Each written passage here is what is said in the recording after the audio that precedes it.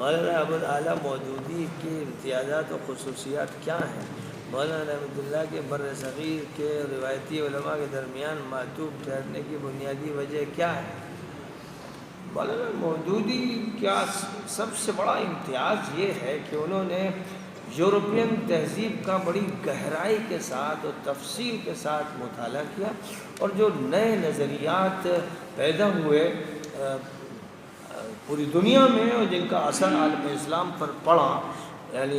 ایک طرف رشین طاقت ابھر کر سامنے آئی، ایک طرف امریکہ کی طاقت سامنے آئی، ایک نظام کمیونزم کا اور ایک نظام کیپیٹلزم کا وجود میں آیا۔ اس کے علاوہ یورپ میں اور متعدد نظریات، ڈیموکریسی، سیکولرزم، لبرلزم وغیرہ وغیرہ کے پیدا ہوئے۔ ان کا تفصیلی مطالعہ کر کے انہوں نے ان نظاموں کی خامیاں، کمزوریاں، جھول واضح کیے، اور بڑی قوت کے ساتھ، بڑے ادب کے ساتھ، بڑی بلاغت کے ساتھ اور دلائل کے ساتھ یہ ایسا کام کیا کہ جس سے اس دور کے تمام علماء متاثر ہوئے۔ مولانا منظور نعمانی، مولانا ابوالحسن علی ندوی، مولانا امین احسن اصلاحی، اور اسی طرح بہت سے بڑے جید علماء ان کے مضامین سے بہت متاثر ہوئے۔ ابتدائی طور پر انہوں نے ذہن سازی میں بڑا رول ادا کیا۔ انہوں نے پردے کے موضوع پر ایک ضخیم کتاب لکھی اور دھوم مچ گئی۔ سارے لوگوں نے اس کی تعریف کی کہ پردے کے موضوع پر اتنی زبردست، اتنی مدلل، اتنی مبرہن کتاب نہیں لکھی گئی۔ اور صرف یہ نہیں کہ مسلمانوں کے درمیان پردے کے مسئلے کو واضح کر دیا جائے، بلکہ امریکہ اور یورپ اور رشیا اور جاپان اور دنیا کے مختلف ملکوں میں بے پردگی اور اختلاط کے جو نقصانات پیش آتے رہے، خطرناک، جس نے ان کی تہذیب کے چراغ کو گل کر دیا یا اس کا انتظام کر دیا، اس کا زبردست جائزہ ہے۔ اسی طرح مولانا نے الجہاد فی الاسلام، جہاد کے موضوع پر کتاب لکھی، اور ہر طرف سے پذیرائی ہوئی۔ تمام علماء نے اتفاق کیا کہ جہاد کے موضوع پر اتنی مکمل، اتنی جامع، اتنی زبردست کتاب، جس میں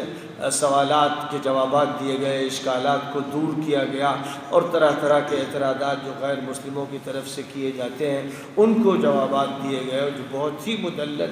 یہ سارے ان کے کام تھے جن کا اعتراف تھا عالم عربی میں بھی اور بر صغیر میں بھی، اور بڑے بڑے علماء ان سے متاثر تھے۔ پھر مولانا مودودی کی قلم سے خلافت و ملوکیت کے نام سے ایک کتاب نکلی، جس میں انہوں نے عہد خلفائے راشدین کا، ان کے ماں باپ کے عہد کا جائزہ لیا۔ حدیثوں کی بنیاد پر بھی اور تاریخ کی بنیاد پر بھی ان کے قلم میں کہیں شدت پیدا ہو گئی، اور کہیں جو طے شدہ حدود ہیں لوگوں کے ذہنوں میں یا اہل سنت کے نزدیک ان سے تجاوز ہوا، تو اس وقت پھر اس کتاب کے رد عمل میں ان کے خلاف مولانا حسین احمد مدنی،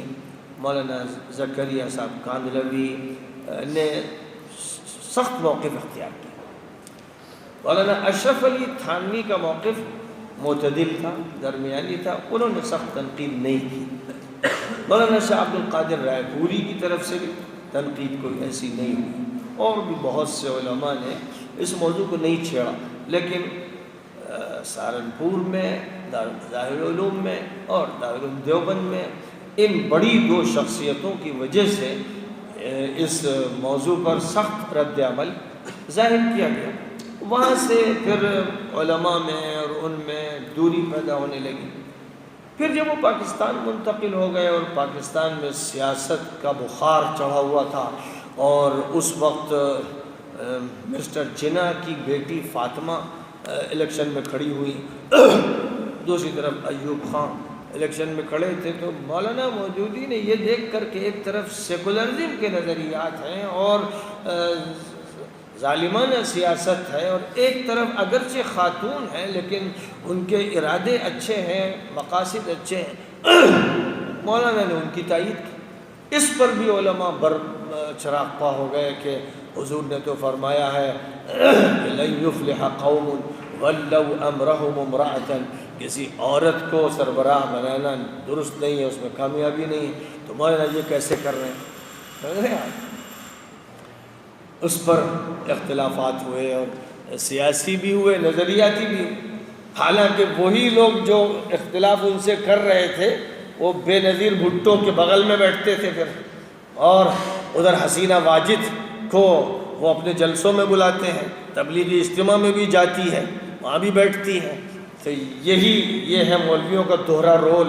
کہ ایک طرف تو شدت سے وہاں موقف اختیار کیا کہ جہاں دینی ضرورت کا احون الشرین کے تقاضے سے تعلق تھا اور جہاں صرف شر ہی شر تھا، وہاں